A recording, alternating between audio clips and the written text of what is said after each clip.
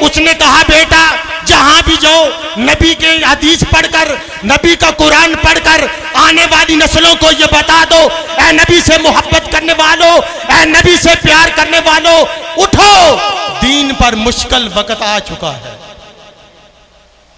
سیاسی لوگ تشریف فرمائے ہیں، ڈر کر نہیں، ڈنکے کی چوٹ پر ہاتھ اٹھا کر یہ کہہ رہا ہوں، تاجدار ختم نبوت کا پہرا دینے والے، نبی سے محبت اور پیار کرنے والے اگر اس دنیا میں نہ ہو، خدا کی قسم ہماری ساری مسجد آج تک تباہ و برباد ہو جاتی ہیں۔ اسلام آباد کا حال آپ نے شاید دیکھا ہو، ہمارے مولوی حضرات نہیں کہتے، کیونکہ اگر مسجد میں یہ تقریر کی جائے تو مولوی صاحب کو مسجد سے نکال دیا جاتا ہے، کسی آستانے پر اگر یہ بات کی جائے تو لوگ آستانوں سے اٹھا جاتے ہیں، نہیں، ڈنکے کی ٹوپ پر مسجد میں بھی منبر پر بیٹھ کر یہ اعلان کروں گا، اے مسجدوں کو ویران کرنے والوں، یہودیوں کے جنڈوں، یہودیوں کے مدد پر پلنے والوں، چھوڑ دو، اللہ اور اس کے رسول کے گھروں کو تباہ و برباد نہ کرو۔ جب میں ڈنکے کی چوٹ پر کہوں گا، علماء کی موجودگی میں ان کو بھی دعوت فکر دوں گا، اور علماء کے ساتھ شانہ بشانہ چڑھو۔ آپ نے تاریخ شاید پڑھی ہو، علامہ اقبال کا جب دور تھا تو صبح عشاء کی نماز سے پہلے وہاں مندر تھا، حضرت لاہور کی سرزمین پر پہلے مندر تھا، اور کافروں نے کہا ادھر مندر ہے اور مسلمانوں نے کہا یہاں مسجد ہے۔ لیکن جب وکیل مقرر ہو گئے اور مسلمانوں کے اندر وہ جذبہ، وہ محبت، وہ پیار تھا، اور انہوں نے راتوں رات مسجد تعمیر کی، اور صبح جب کافر آئے تو وہاں اللہ اکبر کی صدا بلندی، مؤذن نے کہا اللہ اکبر، اللہ اکبر، اشہد ان لا الہ الا اللہ، وہاں اذان بھی ہوئی اور صبح کی جماعت ہوئی۔ رات کو وہاں مندر تھا، کافروں کی جگہ تھی، لیکن اسلام آباد میں رات کو مسجد تھی۔ سیاسی لوگ اگر تشریف فرمائے، دل پر ہاتھ رکھ کر بڑے ڈنکے کی چوٹ پر کہوں گا، اے اپنے ووٹ یہودیوں کے جنڈوں کو دینے والوں، ان سے پوچھو رات کو یہاں مسجد تھی، عشاء کے ٹائم مسجد میں اذان ہوئی ہے، جب صبح آئی ہے نہ مسجد ہے نہ امام ہے۔ کہ اللہ کے ولیوں سے ہمیں یہ سبق ملتا ہے، اللہ کا قرآن کہتا ہے، سنو، اللہ رب العالمین اپنی جل جلالہ اپنی کتاب میں اعلان فرماتا ہے، والذین یبیتون لربہم سجدا وقیاما، جہاں اللہ تعالیٰ کی ولی کی یہ پہچان اور شان ہے کہ کبھی اس کی راتیں رکوع اور کبھی سجود میں گزرتی ہیں۔ قرآن ہے، میاں صاحب کا کلام نہیں پڑھنے کا شوق بھی ہے، پڑھ بھی لیتا ہوں، لیکن یہاں نہیں پڑھوں گا کہ ذوق کی ضرورت نہیں ہے، یہاں دل کو ٹٹولنے کی ضرورت ہے، دماغ کو دستک دینے کی ضرورت ہے۔ اے لنگر کھانے والوں، یاری پکانے والوں، میلاد کی محفل پر جھنڈے اٹھا کر نعرے لگانے والوں کہ موت بھی قبول ہے، موت کہاں گئی؟ وہاں تو رات کو مسجد تھی، صبح جب گئے تو وہاں بوٹے حضرت لگے ہوئے ہیں، سفید دواڑی آپ کو اگر ہوگی ہے تو ویسے تو نہیں ہوئی،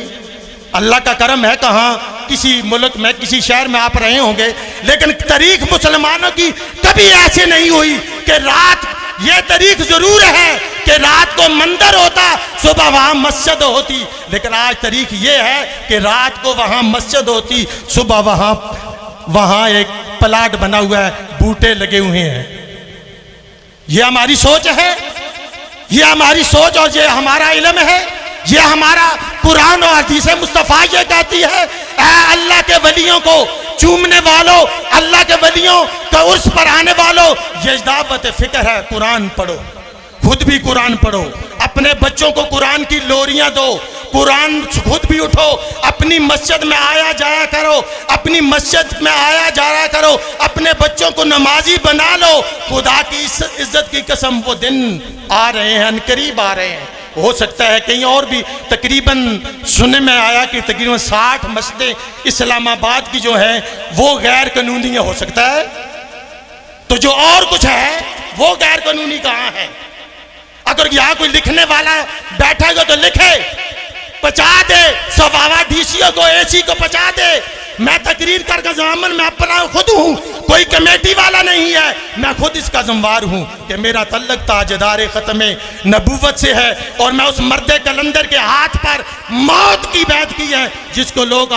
علامہ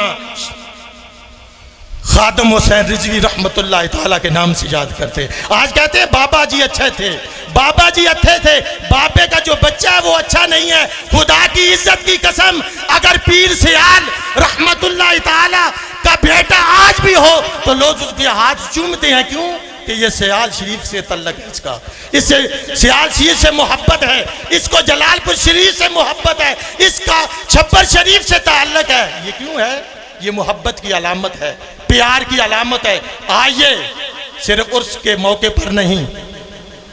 عرس کے موقع پر اتنے آدمی اگر جمع ہو جائیں تو میں یہ کہوں گا کہ یہ کمال کی بات نہیں ہے۔ کیوں؟ کہ یہاں تو لنگر بھی دیا جاتا ہے، بے شمار ایسی چیزیں دیے جاتی ہیں جس کے بعد آدمی سکون سے کھا کھا۔ کیا شہنشاہ بغداد شیخ عبد القادر جیلانی نے 11ویں عشرہ شروع کی تھی کہ آؤ بے نمازی آ جاؤ، سارے آج لنگر کھاؤ، لیکن نماز کے پاس جانے کی ضرورت نہیں ہے؟ پچھلی 11ویں پر یہ عرض کیا تھا، باتیں تو کڑوی ہیں لیکن اگر اثر ہو جائے تو خدا کی قسم گھر بھی روشن ہو سکتا ہے اور آپ کی اولاد بھی روشن ہو سکتی ہے۔ عرض کیا تھا شہنشاہ بغداد شیخ عبد القادر جیلانی رضی اللہ تعالیٰ نے 40 سال عشاء کے وضو کے ساتھ صبح کی نماز ادا کی۔ 40 سال کی، عام سردیاں بھی ہوں گی، گرمیاں بھی ہوں گی، تو مریدوں کو میں یہ عرض کروں گا، اگر آستانہ عالیہ چھبر شریف سے تعلق ہے، آستانہ عالیہ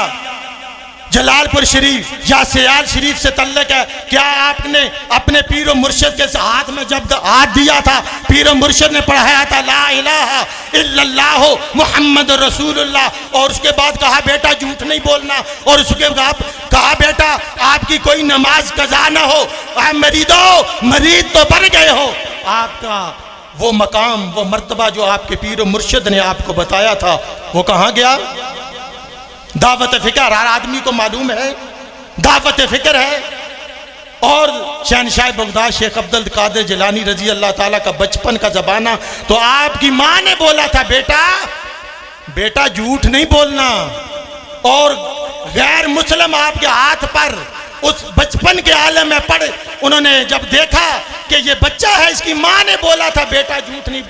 بولنا، تو ان کافروں نے پڑھ لیا لا الہ الا اللہ محمد رسول اللہ۔ ہم ایسے پیروں کو ماننے والے ہیں، ایسے پیروں کے ساتھ ہمارا تعلق ہے۔ علی المرتضیٰ شیر خدا رضی اللہ تعالیٰ کا فرمان بھی سناتا جاؤں، میرے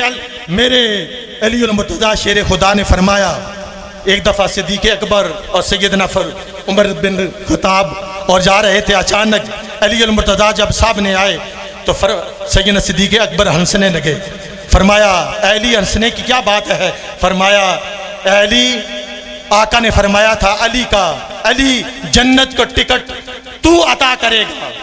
جنت کے ٹکٹ تو عطا کرے گا۔ سیدنا علی مرتضیٰ شیر خدا رضی اللہ تعالیٰ نے فرمایا اے علی جنت کا ٹکٹ تو عطا کرے گا، تو علی المرتضیٰ شیر خدا رضی اللہ فرمایا اے علی تجھے معلوم نہیں؟ تو سرکار نے یہ بھی ارشاد فرمایا تھا اے علی جنت کے ٹکٹ اس کو عطا کرنا جس کے یار میں میرے صدیق کی محبت ہوگی، میرے صدیق اور میرے فاروق کا پیار ہوگا۔ آئیے صحابہ سے محبت کرنے والوں، صحابہ سے پیار کرنے والوں، اور صدیق کا جہاں علی کا نام لیتے ہو وہاں صدیق کا نام لیا جاؤ، جہاں صدیق کا نام لیا جائے، جہاں فاروق اعظم کا بھی نام لیا جائے، جہاں فاروق اعظم کا نام لیا جاتا ہے وہاں عثمان غنی کی حیات کی بھی بات کی جائے۔ آئیے مسلمانوں، نہ سمجھو گے، اقبال کی زبانی عرض کرتا چلوں، نہ سمجھو گے تو مٹ جاؤ گے، اے مسلمانوں تمہاری داستان بھی نہ ہوگی، داستانوں میں وہ معزز تھے زمانے میں، مسلمان ہو کر ہم خوار ہوئے ہیں، تارک قرآن ہو کر خودی کو کر بلند اتنا، ہر تقدیر سے پہلے خدا بندے سے خود پوچھے بتا تیری رضا کیا ہے۔ بندے سے رب پوچھتا ہے، رب بندے سے پوچھتا ہے۔ آپ بھی اپنے پیر و مرشد سے پوچھیں کہ حضور آپ کو رب سے پوچھا تھا کہ نہیں؟ مقام ولایت جب آدمی کو ملتا ہے تو رب اس کو ہی عطا فرماتا ہے جس کے دل میں سرکار کی محبت ہوتی ہے، جس کے دل میں پیار ہوتا ہے، قرآن کا عظمت، قرآن کا مقام اور مرتبہ جس کو سمجھ آتی ہے۔ استاد گرامی نے اکثر یہ جملہ ارشاد فرمایا کرتے تھے، بیٹا جہاں بھی جاؤ قرآن کی لوریاں لوگوں کو دے۔ الحمدللہ مجھے تقریباً قوالی میں 9 مہینے ہو گئے آتے ہوئے، 9 مہینے، لیکن نعت کی طرف میں نے بچوں کو بہت کم توجہ دی ہے، کیونکہ ہماری قوم اکثر نعت خوان بن رہی ہے۔ لیکن استاد گرامی کا جو جملہ تھا، فرمایا بیٹا قرآن پڑھنے والے بچے بنے، قرآن پڑھانے والے بچے بنے۔ الحمدللہ کچھ لوگ یہاں موجود ہو گئے جو کہتے ہیں کہ مولوی صاحب مسجد میں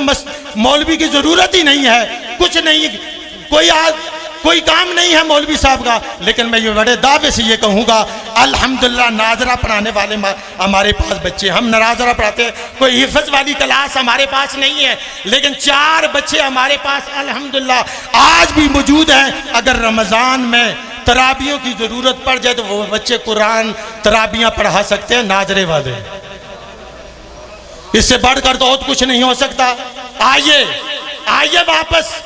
اپنے بچوں کو قرآن پڑھائیں، اپنے بچوں کو نعت خوان نہ بنائیں، اپنے بچوں کو قرآن کی لوریاں دیں، تاکہ پتہ چلے کہ اللہ رب العالمین کی محبت اور پیار کرنے والے لوگ آج بھی موجود ہیں۔ اللہ کے ولی کی یہی پہچان ہے، یہی شان ہے۔